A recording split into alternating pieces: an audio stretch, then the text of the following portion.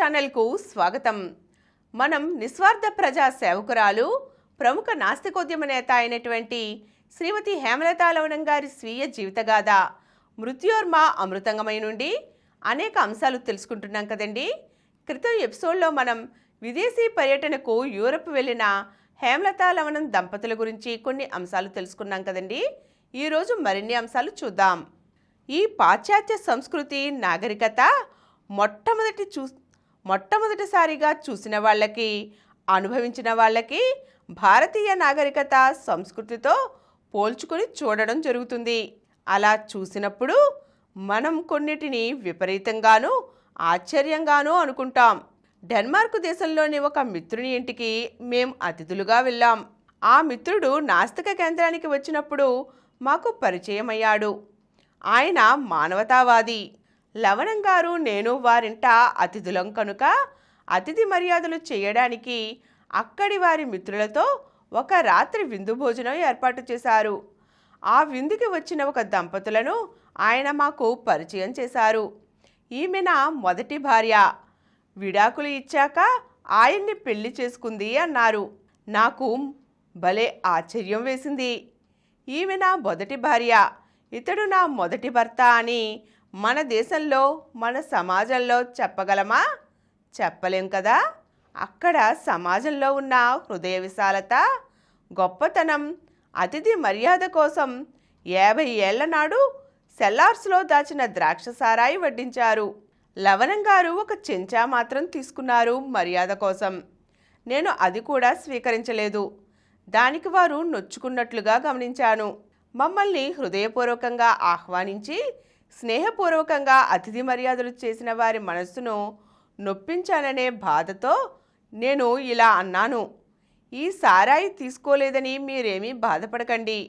ఈ సారాయి వంటి మత్తు పదార్థాల వల్ల మా దేశంలోని స్త్రీలు ఎన్నో కష్టాలకు, హింసలకు, దారిద్ర్యానికి గురవుతున్నారు. నాకు ఈ మత్తు పదార్థం మీద వ్యతిరేకత ఉంది. అది మీ ఆతిథ్యంలో కాదు. మీరు నన్ను గౌరవించారు. మీ గౌరవార్థం నేను మా భాషలో పాట పాడతాను అని చెప్పి ఓ తెలుగు పాట పాడాను. వారందరూ అది విని ఎంతో ఆనందించారు. ఇంగ్లాండ్లో షేక్స్పియర్ నివసించిన ఇల్లు, ఆయన వ్రాతప్రతులు చూచుట ఒక వినూత్నమైన అనుభూతి. అలాగే జర్మనీ వెళ్ళినప్పుడు ట్రయర్ అనే పట్టణంలో కార్ల్ మార్క్స్ నివసించిన ఇల్లు, ఆయన రచించిన గ్రంథం దాస్ క్యాపిటల్ చిత్తుప్రతులు చూడటం మరొక అనుభూతి. అప్పుడు నాకు మన రాజమండ్రిలోని కందుకూరి వీరేశలింగం నివసించిన ఇల్లు ఎంతటి దీనావస్థలో ఉందో గుర్తుకు వచ్చింది. ఇంగ్లాండ్లో రాజా రామ్మోహన్ రాయ్ సమాధిని చూశాను, అంజలి ఘటించాను. ఆ సమాధుల తోట ఒక పూల తోటలా ఉంది.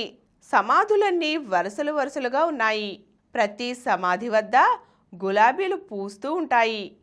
మొత్తం యూరప్ అంతా, అమెరికాలోనూ కూడా సమాధులు ఇలాగే పరిశుభ్రంగా ఫలపుష్ప మొక్కలు నాటి ఉన్నాయి. ఇలా ప్రేమ భావనే కాదు, కనుమరుగైన బంధువుల, మిత్రువుల గౌరవం కూడా వీటిలో కనిపిస్తోంది. అసలు దేశంలో భిక్షకులే లేరా అనే అనుమానం వచ్చింది నాకు. నేను యూరప్ చూసిన సంవత్సరం 1978. రైల్లోనూ బజార్లలోనూ మనకి దగ్గరగా వచ్చి నాకు ఒక కప్పు కాఫీకి డబ్బులు ఇస్తారా అని అడుగుతారు. ఇది ఒక రకమైన అడుక్కోవడం. అది చాలా అరుదుగా. మన గుళ్ళ వద్ద, బస్ స్టేషన్లోనూ, రైల్వే స్టేషన్లో వరుసగా వచ్చే భిక్షగాళ్ళు ఇక్కడ ఎక్కడా నాకు కనబడలేదు. జర్మనీలో ప్రదేశాలు చూస్తున్నప్పుడు ఒక చోట కారులో ఒక ఆవిడ వచ్చి ఫుట్పాత్ మీద ఒక గుడ్డ పరిచి మ్యాండలిన్ వాయిస్తూ నిలబడింది. దారిన పోయేవాళ్ళు ఆ గుడ్డ మీద డబ్బులు విసురుతూ వెళ్ళారు. మమ్మల్ని ఆహ్వానించిన మా స్నేహితుణ్ణి అడిగాను, ఇదేమిటి, అడుక్కోవడం ఇక్కడ లేదనే కదా నా నమ్మకం అని. ఆమె అడుక్కోవడం లేదుగా, నిలబడింది, మనమే డబ్బులు ఇస్తున్నాం అన్నాడాయన.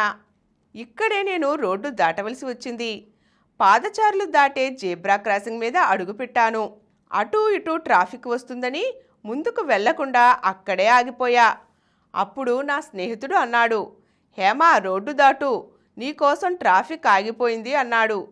నిజమే, కుడి ఎడమలకి చూసేసరికి ట్రాఫిక్ ఆగిపోయి ఉంది. అంటే రెడ్ లైట్ వేయలేదు, అయినా ట్రాఫిక్ ఆగిపోయింది. అంతేకాక ఒక చోట రెడ్ లైట్ వేసి ఉంది, మా కారు ఆగిపోయింది. ట్రాఫిక్ పోలీసు లేడు కదా, ముందుకు వెళ్దాం అన్నాను. నా స్నేహితుడు వెనక్కి చూడమన్నాడు. వెనక ఒక స్తంభం ఉంది, దానిలో కెమెరా ఉంటుంది. నువ్వు తప్పుగా దాటితే వెనుక కెమెరాలో కార్ నెంబర్ పడుతుంది. పొద్దున నీకు కోర్టు ఆర్డర్ వస్తుంది, జరిమానా చెల్లించాలి అని. ఇవన్నీ చిన్నపిల్లలు చెప్పుకునే చిన్న చిన్న విషయాల్లా కనిపిస్తాయి. ఇప్పుడు చెప్పుకున్న విషయాలు ఆ సమాజం మొత్తంలో ఉన్న క్రమశిక్షణకు ఉదాహరణలుగా నాకు కనిపించాయి. ఈరోజు మనం యూరప్ వెళ్ళినప్పుడు హేమలత లవణం గారు అక్కడ తెలుసుకున్న కొన్ని విషయాలు చూసాం కదండి. మరిన్ని అంశాలతో మళ్ళీ కలుద్దాం. ఈ కార్యక్రమం మీకు ఎంతో నచ్చింది కదా.